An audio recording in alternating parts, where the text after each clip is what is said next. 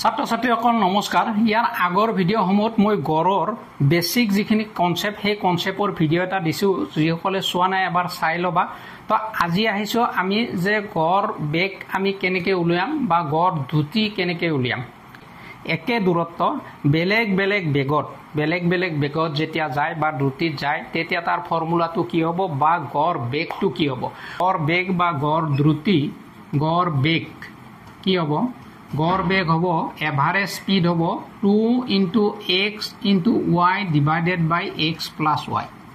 অৰ্থাৎ দূৰত্ব একে ৰাখি বেলেগ বেগত গ'লে এটা x কিলোমিটাৰ/আৱাৰত যায় আৰু এটা y কিলোমিটাৰ/আৱাৰত যায়। তেনে ক্ষেত্ৰত আমাৰ গড় বেগ বা গড় দ্ৰুতি হ'ব 2 × xy ডিভাইডেড বাই x প্লাছ y কিলোমিটাৰ/আৱাৰ। এইটো হৈছে গড় বেগ বা গড় দ্ৰুতি। নেক্সট আহিব যে একে সময়ত বেলেগ বেগত যদি যায়, যেনে একে সময়ত বেলেগ বেগ a কিলোমিটাৰ/আৱাৰ আৰু b কিলোমিটাৰ/আৱাৰত গ'ল, তেনে ক্ষেত্ৰত আমাৰ গড় বেগ বা গড় দ্ৰুতি কি হ'ব?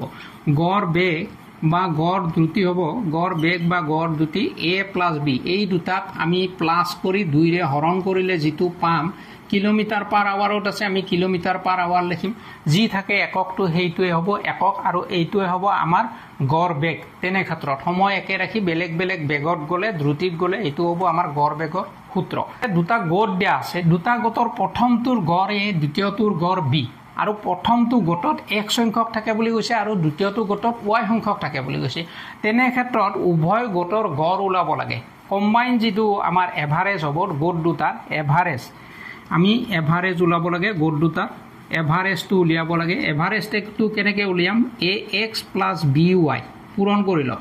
x মানে গড়টোৰে সংখ্যাটোক পূৰণ কৰিলোঁ, মুঠটো পালোঁ, bটোক yটোৰে পূৰণ কৰিলোঁ, মুঠটো পালোঁ, হৰণ মুঠ সংখ্যা কিমান আছে? প্ৰথমটোত x আছে, দ্বিতীয়টোত y আছে, x প্লাছ y কৰিলোঁ। এইটো হৈছে যে উভয় গোটৰ আমাৰ গড় যিটো উলিয়াব দিয়ে, বেগ বয়স যি উলিয়াব দিয়ে সেইটো হ'ব আমাৰ গড় বয়স বা গড় বেগ যি উলিয়াব দিয়ে, সেইটো গড়টো এনেকৈ উলিয়াম।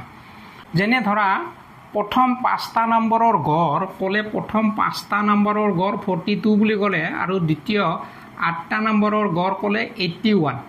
ইয়াত গড় দিয়া আছে, গড় মানে এইটো a, ইয়াত যি a ধৰিছোঁ আৰু ইয়াত দিয়া আছে b = 81 আৰু নাম্বাৰ যি দিয়া আছে প্ৰথম x, এইটো x আৰু এইটো y।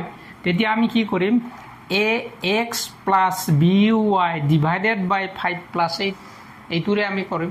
প্ৰথম 5টাৰ গড় 42, দ্বিতীয় 8টাৰ গড় ক'লে আমাক 81, তেতিয়াহ'লে দুয়োটাৰে উভয় সংখ্যাৰ গড়টো কি হ'ব?